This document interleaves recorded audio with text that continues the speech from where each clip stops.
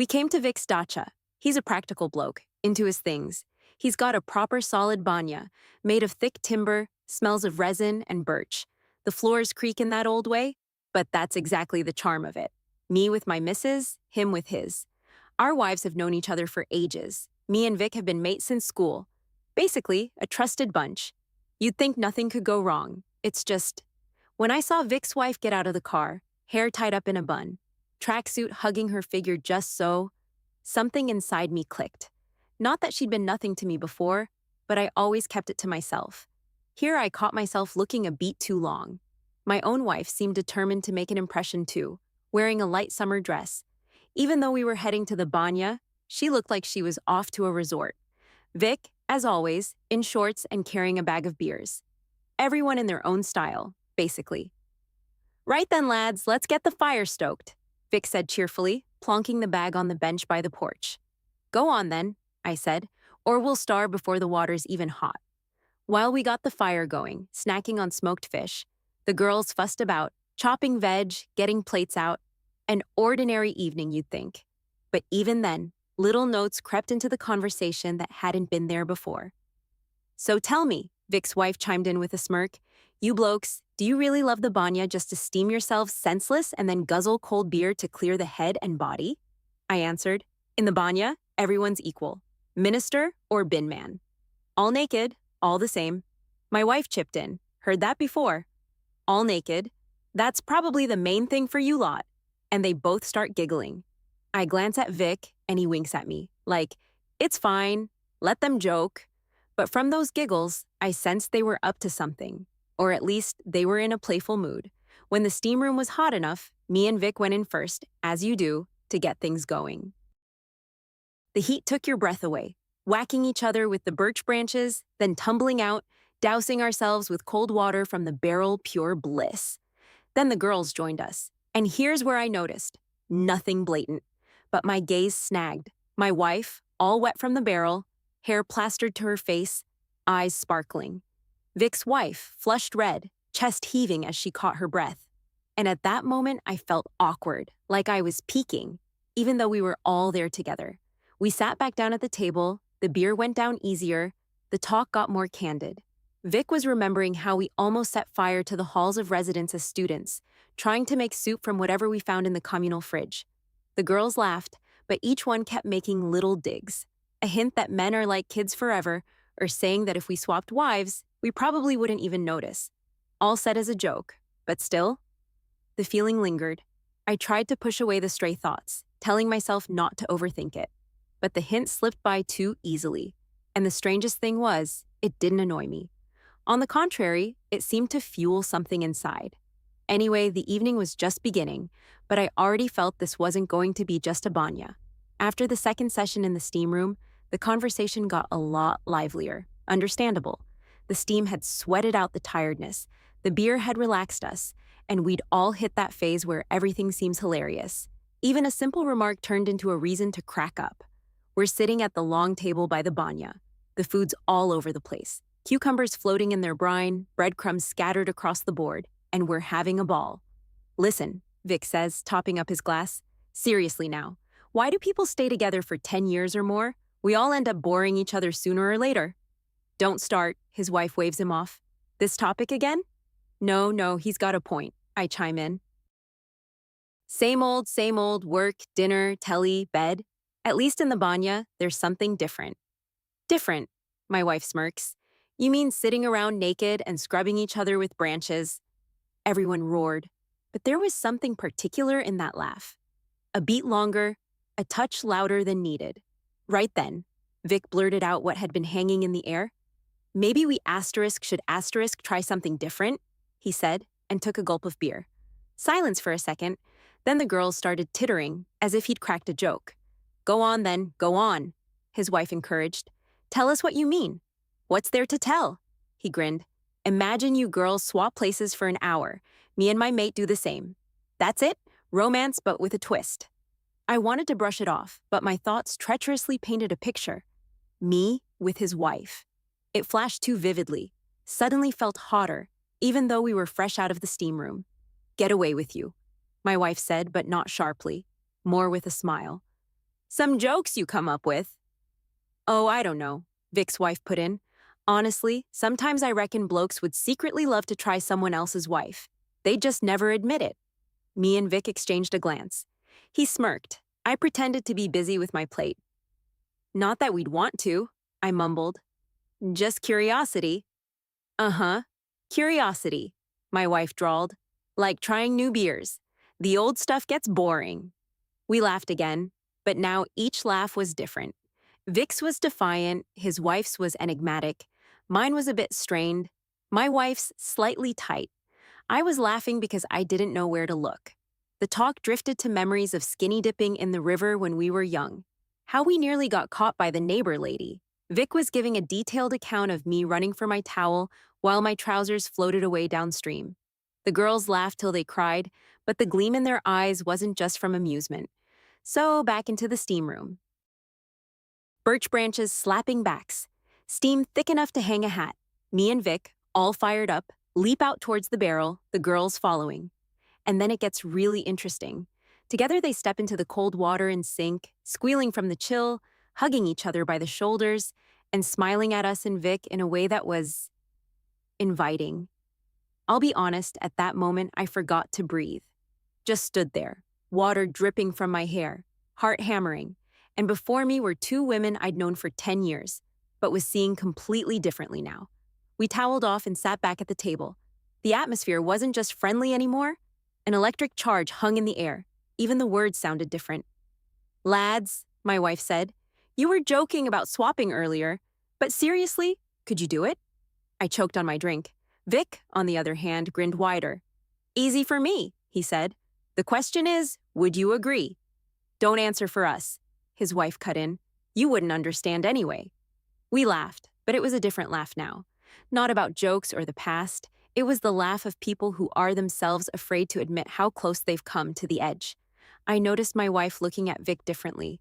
Not lovingly, no, but with interest, as if she'd suddenly seen him not as a family friend, but as a man, and something shifted inside me. Not exactly jealousy, but a realization. Everything that seemed like a joke could become reality at any moment. After the third session in the steam room, the conversation had well and truly left the usual track.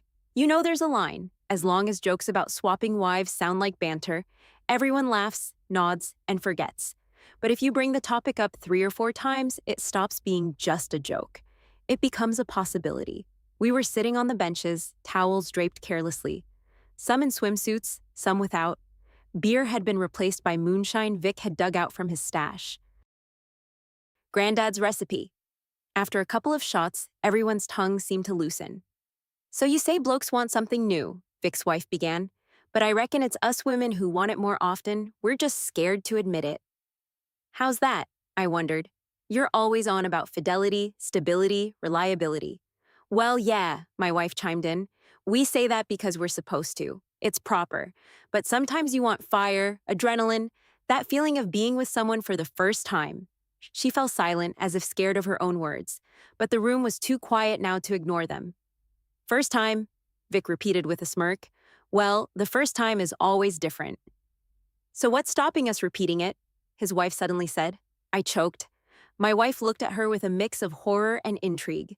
Vic took a gulp and looked at me, like, well? Hold on, I said. Are you being serious right now? And why not? Vic's wife replied. We're all adults. We know each other. We trust each other. And if no one gets upset, why not? The words hung in the air. I felt goosebumps run down my spine. Heart pounding, head buzzing. This is madness. Can't do this. But alongside it, another thought. But what if we can? My wife hesitated, twisting her glass. I don't know. Maybe it's all too much. Too honest, you mean? Vic smirked. That's the point. We usually play our roles. I'm your husband, you're my wife, and that's it. But life's long, and everyone wants something different. Silence. Only the crackle of logs in the stove. What do you say? Vic's wife suddenly turned to me. Her gaze was direct, too direct. Not like a family friend, but like a woman checking if I was ready to cross the line. I swallowed. I'm not sure yet. Your eyes say you understand perfectly, she smiled. and not just you. I looked at my wife. She was looking at Vic, not exactly with open hunger, but certainly not the way you look at a family friend. And it stung me. Not jealousy, exactly, but the realization that this process was already underway, and stopping it would be very difficult. Listen, I said, what if this ruins everything? We've been friends for so long. What if it does the opposite? Vic cut in. Imagine we don't hide, don't lie. We just honestly take what we want. Maybe that's real trust. Silence again. Then my wife sighed. I'm not sure I'm ready, but I'm curious. Those two words, asterisk but curious asterisk, changed everything. They sounded more honest than any agreement. We had another couple of shots. The atmosphere became almost viscous. The air seemed heavier than the steam. No one rushed to be the first to say, let's do it. But in every glance you could read the question, it's only a matter of time. I'll be blunt, Vic's wife said. Sometimes I think we all live too boringly. Work, loans, worries. But our bodies want a celebration too. We forbid ourselves. And what are you suggesting? I asked, though the answer was already obvious. Nothing, she smirked. Just don't want to pretend no one's interested. Vic chuckled, looked at me, and said, May, I'm not pushing, but if you ever decide to, I'm all for it. I was silent because I couldn't bring myself to say yes or no. And the worst part was, I knew my wife was silent for the same reason. We sat like that for about 10 minutes, no one rushing. But in those 10 minutes, everything happened. We crossed that invisible line. The jokes had stopped being jokes. Now it was a real proposal, and it made things hotter than any steam room could. After the third glass of moonshine, I knew the talk wouldn't just fade away. We were stuck at a point where you either take a step or spend the rest of your life regretting you chickened out. I sat there, picking at a piece of bacon with my fork, thoughts in a tangle. On one hand, it was complete absurdity. Swap wives, families, kids, so many years of friendship. On the other, the tension in the air was so thick, you could cut it with a knife. And it was a sweet, pulling tension. Vic was puffing his chest out more, like he was waiting for applause. His wife wasn't hiding her smile anymore, and mine sat there biting her lip, clearly lost in thought. Well then, Vic finally said, let's be honest. Who's actually against it? Silence. Even the stove seemed to stop crackling. I wanted to raise my hand, say me, but for some reason it wouldn't go up. I looked at my wife. She was silent too. Her gaze darted from me to Vic. No one's against then, Vic's wife concluded, pouring herself another. Everyone laughed, but it was nervous laughter. I felt my heart hammering, palms sweaty. It felt like we were about to sign some dangerous contract that would change everything. Then there was silence. We just sat, drank, and were silent. And in that silence, I suddenly caught Vic's wife's gaze. She was looking straight at me, unblinking. So long that I looked away, but something had already flared inside. We went into the steam room one more time. But it wasn't the same steam room. The birch branches thudded against skin. Sweat poured. Breath came in gasps. Vic was laughing. Come on, lads, hang in there! Slapping my back while I caught glimpses of the girls sitting opposite from the corner of my eye. Bodies glistening with sweat, lips slightly parted, laughing but differently. In a grown-up way. After the steam room, we all tumbled out and jumped into the barrel of ice-cold water together, everyone yelling, squealing. But then my wife put her arm around Vic's shoulders to steady herself. A second. I saw that touch and knew. That's it, no way back. Back in the changing room, towels were askew, hair wet, eyes gleaming. We sat close, closer than usual, and suddenly Vic said, no more talking, just for tonight. And he looked straight at me. Time seemed to stop. Inside me, two voices. One screamed, Are you mad? This is cheating. The other whispered, It's a chance, an experience you'll remember for a lifetime. I swallowed, felt my fingers tremble, and said, All right. Vic laughed. His wife smiled. Mine just closed her eyes and nodded. What happened next just unfolded. We split into pairs, but not with our own. I ended up with Vic's wife. We stood by the door, and suddenly she stepped closer. The scent of her skin, hot from the steam, hit me. I felt her touch my hand, light but decisive. A second, and her lips were on mine. Not friendly, not joking, but for real, hungry. Everything inside me turned upside down. I forgot my wife was in another room, forgot I had principles. There was only this moment. Another man's woman, who suddenly wasn't another man's woman anymore. She whispered, "I've wanted to try this for a long time." And my head spun. From the other room, I heard muffled laughter and sounds. Vic wasn't wasting time either. And that didn't stop me. It fueled me. We moved to the bench. Towels slipped away by themselves. I felt her skin, hot, damp, smooth. Every touch was an electric shock. She breathed fast, grabbed my shoulders, and I knew we'd crossed every line. I entered her slowly, carefully at first, but she seemed to urge me on herself. Her body met mine, hot, eager. I heard her breathing, soft moans, and at that moment, the whole world vanished. She pressed against me, nails scratching my back, and I felt she needed this as much as I did. Every movement wasn't about lust, but about release. Like we were both shedding all the rules and masks we'd worn for so long. I looked in her eyes, and there wasn't a hint of shame, only passion and resolve. And then I knew there was no going back. When it started, I honestly thought I'd lose control, but it was the opposite. At that moment, I felt every move, every breath, every reaction from her. The world shrank to the small space of the banya, smelling of resin, steam, and skin. Vic's wife kissed me like she was afraid of missing a second. Her kisses weren't just for the adrenaline rush. There was something greedy, long suppressed in them. Like she'd held this fire inside for years and finally let it out. I pulled her close, felt her body move against mine. She breathed rapidly, clinging to my shoulders. We'd pause, almost afraid to admit this was really happening, then suddenly speed up, thinking of nothing.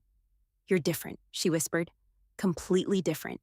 And those words undid me, because I knew at that moment she was comparing me to Vic, and I wanted to be better, brighter, stronger. I moved, and she met me with every inch of her.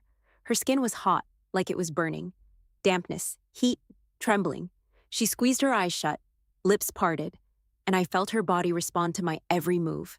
Somewhere in the other room, muffled moans. My wife. The thought struck me. She's with someone else right now. And you know what? Instead of jealousy, a strange excitement washed over me. Like I finally understood what it meant to share not just dinner and daily life, but the most intimate thing. We moved faster, breath coming in gasps. She whispered my name, and it sounded like she needed no one else in the world. Her fingers slid down my back, nails scratching my skin, and I felt she was utterly, completely in this. I remembered how just an hour ago we'd been sitting, laughing at silly jokes, how she'd been slicing cucumbers and joking about new beers. And now she was arching beneath me, with a fire in her eyes you couldn't mistake for anything else. "More," she whispered. "Don't stop." I couldn't have stopped even if I'd wanted to. Everything inside me was on fire. We were like two people who'd thrown off all the brakes. Time lost meaning, minutes stretched into eternity, and at some point I realized I could hear my wife's loud laugh from the next room. Laughter amidst moans, and that finally shattered the last barriers in me. We moved to the benches, then to the floor. Towels lay somewhere aside. She pulled me so close we seemed like one single entity. I felt every breath, every heartbeat. When it was over, I collapsed beside her, gasping. We were silent, hearing only each other's breathing. Her hair was plastered to her face, eyes glistening. She smiled and whispered, "I knew it would be like this." I lay there thinking, what now? But the answer came on its own. My wife appeared in the doorway, hair disheveled, face flushed, eyes sparkling. She looked at us, and instead of reproach or shame, simply smiled. "Well then," she said, "everyone happy?" And right then, I knew we'd taken a step from which there was no turning back. We all four converged in one room, sat down together, unashamed. No one bothered to cover up with towels. There was a strange openness between us. "Well," Vic said, chuckling, "now we definitely have no secrets." I looked at him. My wife sat next to him, her hand still resting on his thigh. I realized I felt no anger. On the contrary, there was a sense of liberation from something. "And how did it feel?" Vic's wife asked, looking at me. "Different," I said honestly. "Completely different." "Yeah," Vic smirked. "Now I get why you don't let her go." We laughed, but it wasn't the same laugh. It was the laugh of people who know too much about each other. Then it happened again, but not in pairs, more like a mix. We didn't discuss who with whom, just moved on instinct. First, I was with his wife again. Then suddenly, I felt my own next to me, and she embraced me. And it was so strange. I entered her after she'd just been with someone else. And instead of repelling me, that feeling added even more wildness to it. She breathed heavily, pressed against me, and I felt no shame in her movements either. She gave herself completely to the moment, like never before, as if what we'd done had unlocked her anew. Vic and his wife were nearby. Laughter, moans, steam, all mixed together. We weren't just couples, we were four, a single entity. I never thought such a thing was possible. Always thought jealousy would kill me if I ever saw my wife with another man. But it turned out the opposite. It ignited a passion in me that had been absent for years. We moved until exhaustion. Sweat, skin, breath, kisses, touches. It all went on until we all collapsed together, spent but satisfied. Then there was silence, warm, heavy. We lay there exchanging glances, and no one knew what to say. "This is just the beginning," my wife said. "The real thing," Vic finished.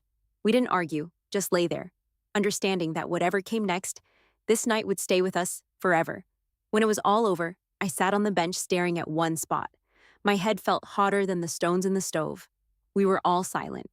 No usual laughter, jokes, casual chat, just silence. And that silence was louder than any shout. Vic was the first to break it. "Well," he said with a smirk, "that's probably the most unusual banya of my life." We laughed, but it was a strained laugh, because no one knew what to do now. My wife sat beside me, wrapped in a towel, looking at the floor. But a barely noticeable smile played at the corners of her lips. She didn't look guilty, rather calm, as if released from something. Vic's wife stretched like a cat. Her eyes gleamed, and she didn't even try to hide her satisfaction. And I sat there, catching myself on a thought. Strange, but there's no jealousy. There's shock, there's tiredness, there are a million questions, but no jealousy. "Guys," Vic's wife said suddenly, "let's agree right now. We won't pretend nothing happened, but we won't make a drama out of it either." "Yeah," I grunted. "Let's just say the banya was a success." Everyone laughed, easier this time, without strain. We got dressed and went outside. Night had fallen, stars hanging over the dacha. The air was cool, fresh. After the heat and passion, it hit the head like a bucket of cold water. We sat at the table in the yard, opened another bottle of beer, but drank differently now, not for fun, but to quiet the thoughts. "You know," my wife said, looking at me, "I thought I'd feel ashamed, but for some reason I don't." "Yeah," Vic's wife added, "because we were honest. No one deceived anyone, no one hid. We did it in front of each other." I was silent. Honesty is honesty, but the thought circling my head was, what now? Vic poured himself another. "Listen, maybe we're overcomplicating things. It happened. We enjoyed it. Yes, we trust each other. So, what's the problem?" He spoke confidently, but I sensed even he had a worm of doubt. We drank, and then a strange moment occurred. Vic's wife put her hand on my knee, casually. I looked at her. She didn't remove it. My wife noticed, but said nothing. Just smiled. And I understood. Our old rules no longer applied. The night stretched on. We talked about everything and nothing. Work, kids, holiday plans. But behind every word stood something else. What had happened a few hours ago? Then we went to sleep. Me and my wife in one room, Vic and his in another. But I couldn't sleep. Lay on my back staring at the ceiling. My wife tossed and turned beside me. "Thinking the same as me?" she asked. "Probably," I answered. "What are you thinking?" "I don't know." She turned to me, put a hand on my chest. "I was good with him, but even better now, lying next to you, being able to say that." I exhaled. "Don't you think we crossed a line? Or maybe we finally drew it honestly?" I didn't know what to say. Her words made sense, but I still felt a pang of anxiety. In the morning, we met in the kitchen. Vic was already frying eggs. His wife was putting the kettle on. Everyone looked bright enough, though clearly none had slept properly. "Morning, swingers," Vic joked. We laughed, but it faded quickly. We sat down to breakfast. Eggs, bread, tomatoes, all normal, But every time I caught someone's eye, I saw something new in it. Will we do this again? My wife asked unexpectedly. Everyone fell silent. I think, Vic said, we shouldn't decide now. Let's just live with it for a while and see. We nodded. No more words were needed. That day we left, cars loaded, bags thrown in the boots. We hugged goodbye as always. But these hugs were different. Longer, warmer. On the drive home, I was silent, my wife too. But our hands lay close, and occasionally our fingers touched, as if confirming to each other, we're still together. Despite everything, that evening at home, I got in the shower. The water washed away the smell of smoke, sweat, another's touch, but the memory wouldn't wash away. I closed my eyes and felt Vic's wife's hands again, her breath, her gaze, and in the same second, remembered my wife, her laughter from the next room, her kisses. Then, when she'd come back to me, I realized I couldn't decide which was more important. And the worst part, I wasn't even sure I wanted to choose. Time passed. Life seemed to return to its usual groove. Work, routine, worries, occasional meetings with friends. But after that night in the banya, everything had changed. Even the simplest things, a glance, a touch, a word, now had a second layer. I noticed my wife smiling to herself more often. Catch her at it, she'd say. Oh, nothing. But I knew. She was remembering. And so was I. Me and Vic crossed paths at work, talked as usual, but in every greeting there was a hidden subtext. Like we now shared a secret that bound us tighter than any friendship. Once we all met up, not at the dacha, just in town at a cafe. Nothing special, an ordinary get-together. But when our wives went to the loo, we were left alone. And he said, "You think about it sometimes too, don't you?" I nodded. "And," he continued, "any regrets?" "No," I paused. "But I can't fully make sense of it either." He smirked. "Maybe you're not meant to. Just live with it." That evening, I watched our wives come back to the table. They were laughing, arms linked, like schoolgirls. And it became clear to me, what had happened wasn't a mistake for them, but something more. At home, my wife and I talked about it again. She admitted, "I don't want to hide it. I want to be honest with you. If something like that ever happens again, I don't want to pretend it didn't." "And do you want it to happen again?" I asked. She looked me straight in the eye. "I don't know, maybe. But the main thing is, I want you to always be there." Those words stuck with me because they were the most important ones. The question of repeating it or not faded into the background. In the foreground was something else. Trust. It had become strange, unfamiliar, but somehow real. Sometimes I'd catch myself fantasizing, picturing the banya, the steam, the bodies, the voices, imagining how it could be again. And at the same time, wondering, could our family survive another such trial? My wife would sometimes notice my silence and say, "You're off in your thoughts again." I'd answer, "Yeah, just thinking." And she'd smile. That was enough for her. With Vic and his wife, we kept in touch, but there were no more direct conversations about that night. Everyone understood it was better not to raise the topic without reason, and yet no one forgot it. I once asked myself, what if one of us wants more? The lines are already blurred. We open the box, and you can't close it again. What if my wife falls in love with him, or I with his? What if it doesn't stop at one night? I had no answer. And that was frightening. Yet at the same time, there was a strange freedom in it. The thought that life doesn't have to be black and white, that behind the facade of family rules and morality hides a living, real passion that doesn't ask permission. I started noticing people around me, colleagues, acquaintances, even neighbors, and thinking, how many such stories do they have? How many secrets do couples hide behind their curtains? Maybe we're not the exception, but rather the rule. It's just not something you talk about out loud. Sometimes I'd be overwhelmed by the feeling that I'd touched something forbidden, yet real.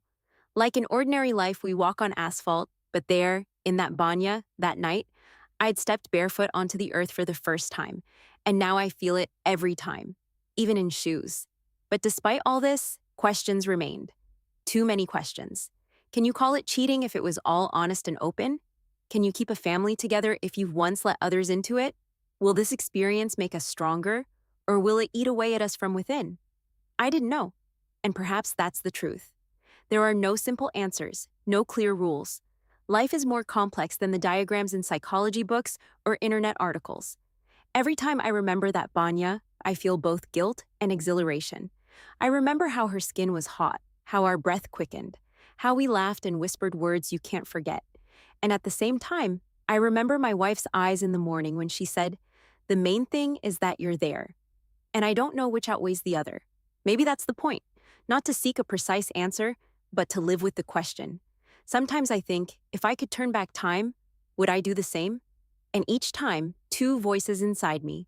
One says, yes, of course. The other, never. But regardless, it's now part of my life, part of our shared story. And whatever that story is, you can't erase it. So we live on, laugh, love, argue, go about our business. But somewhere inside, there's always that fire. That night, those questions that no one can answer. And maybe that's exactly what keeps us alive.